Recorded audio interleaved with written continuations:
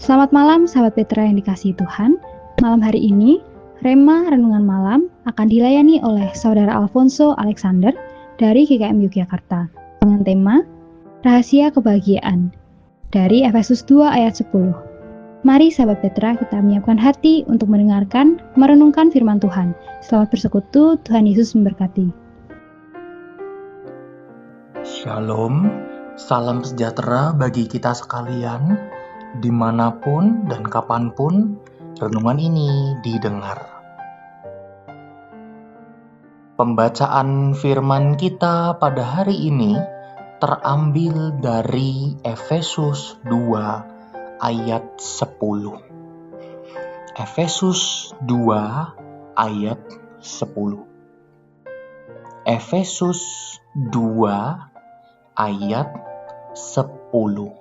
Demikianlah firman Tuhan.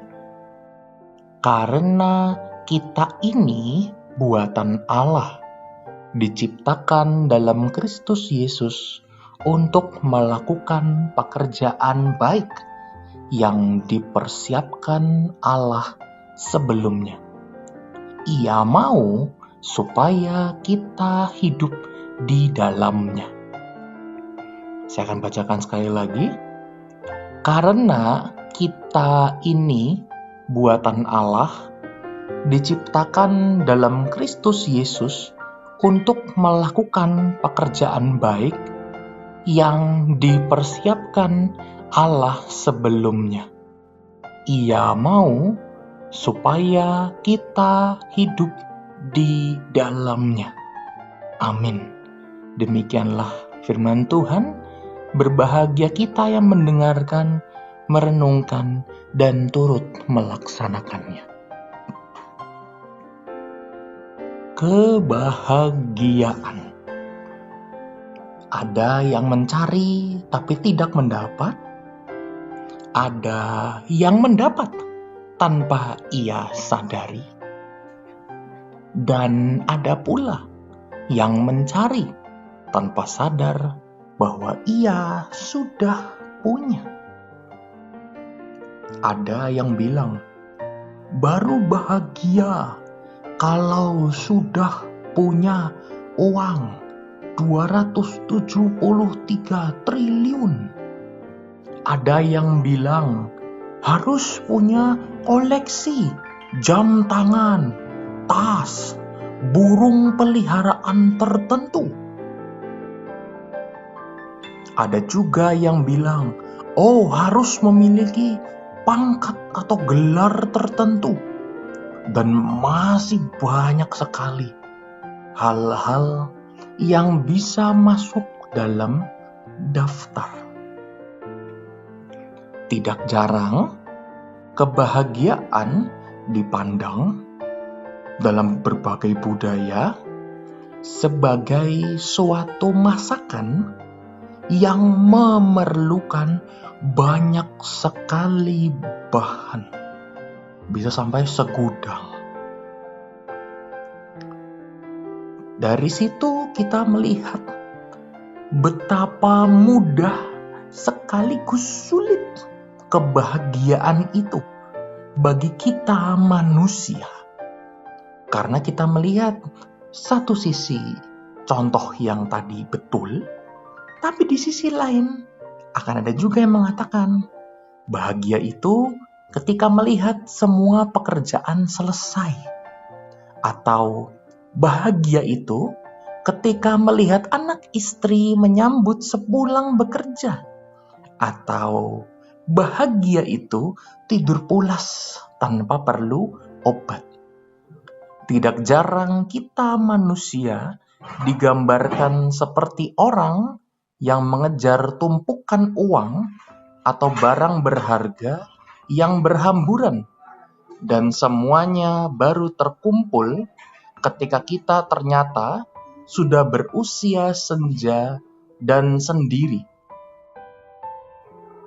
Dunia, terlepas zaman apa, tetap hadir sebagai sesuatu yang konstan.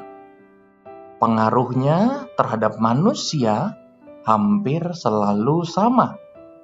Yang membedakan tinggal bungkusnya saja.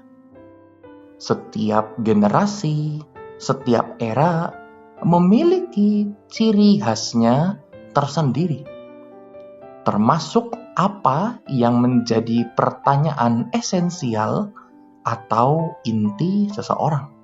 Misalnya, apa itu bahagia? Bagaimana saya bisa memiliki bahagia, mencapai, meraih bahagia?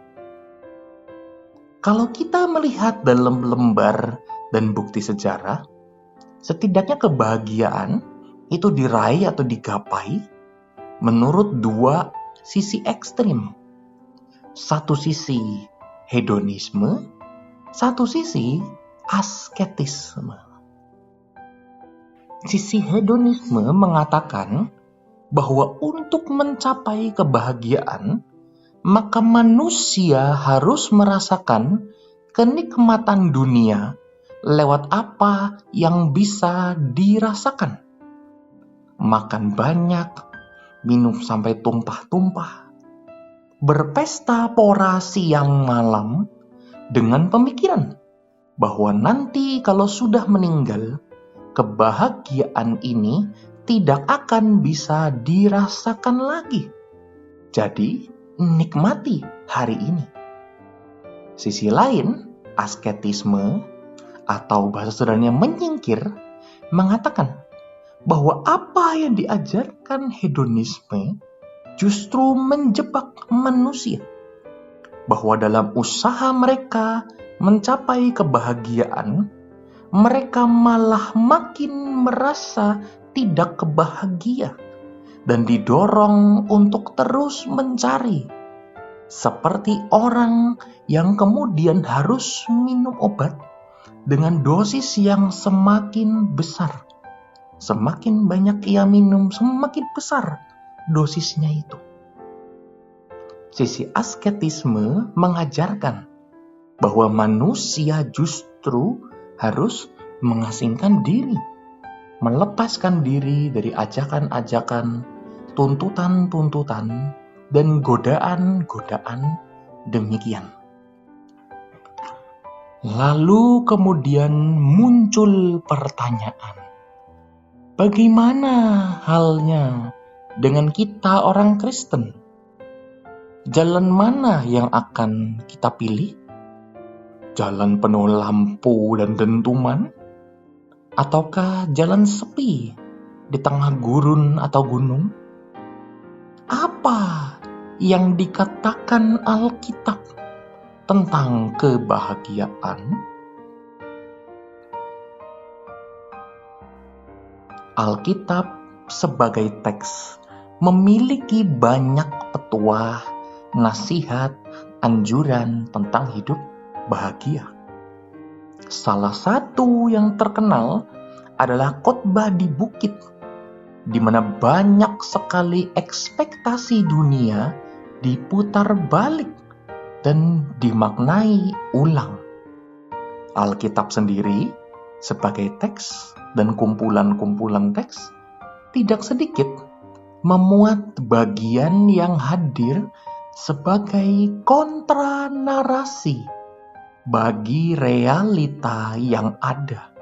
Misalnya, anak bungsu yang dapat berkat hak kesulungan, bukan anak sulung. Seperti dalam kisah Esau dan Yakub. Dan banyak sekali kisah model yang seperti ini. Dalam bacaan kita hari ini, kita akan berfokus pada teks Efesus 2 sebagai bagian dari surat Rasul Paulus kepada jemaat di Efesus. Ia menulis seperti yang sudah kita baca sebelumnya. Akan saya bacakan lagi. Karena kita ini buatan Allah, diciptakan dalam Kristus Yesus untuk melakukan pekerjaan baik yang dipersiapkan Allah sebelumnya. Ia mau supaya kita hidup di dalamnya. Dalam tulisannya, Rasul Paulus mengingatkan kita akan 3 hal. Ada 3 hal.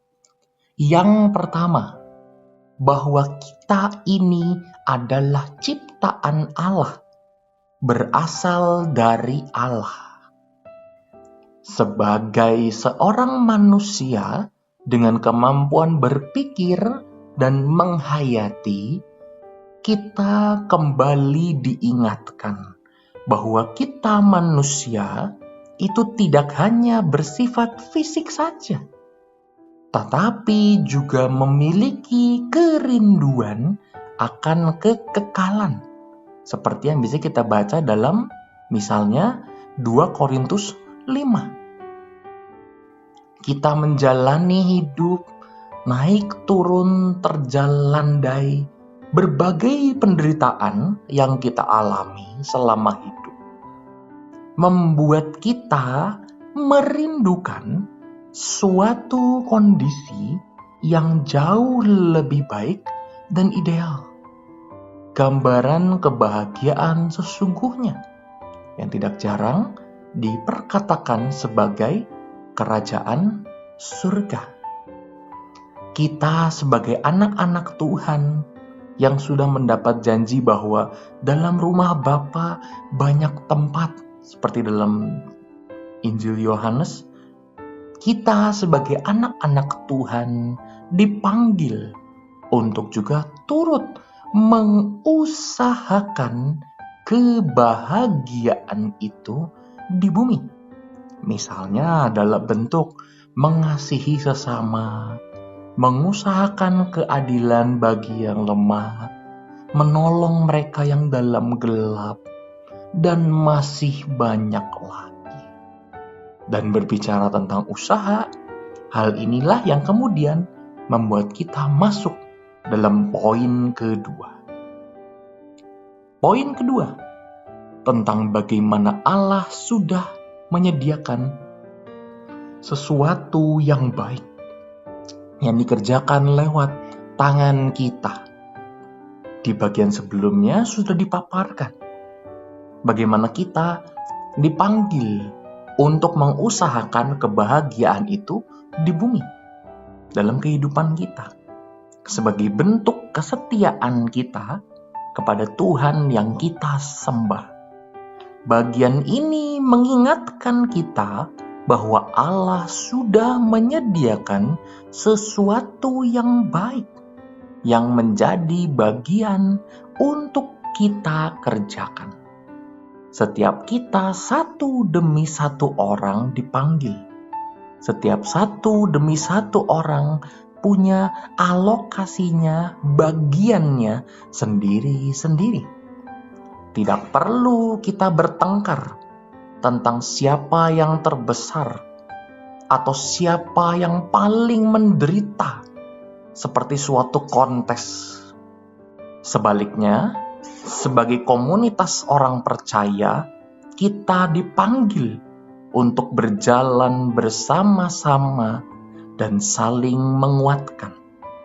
Satu orang menguatkan sesamanya, 2 orang bersama-sama menghadapi pekerjaan yang sudah ditentukan bagi masing-masing mereka. Kita orang Kristen bersama-sama dalam satu komunitas ini kemudian mengantarkan kita pada poin yang ketiga. Poin ketiga, tentang bagaimana Allah menghendaki kita hidup di dalamnya. Kita sekalian sudah mengakui bahwa kita berasal dari Allah. Tidak hanya itu, kita juga turut mengupayakan kebahagiaan di bumi lewat apa yang kita katakan dan lakukan.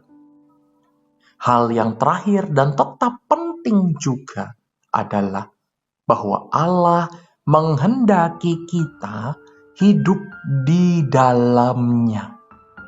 Kita sebagai manusia harus tetap menempel dan berakar kuat pada sang pokok, yaitu Yesus.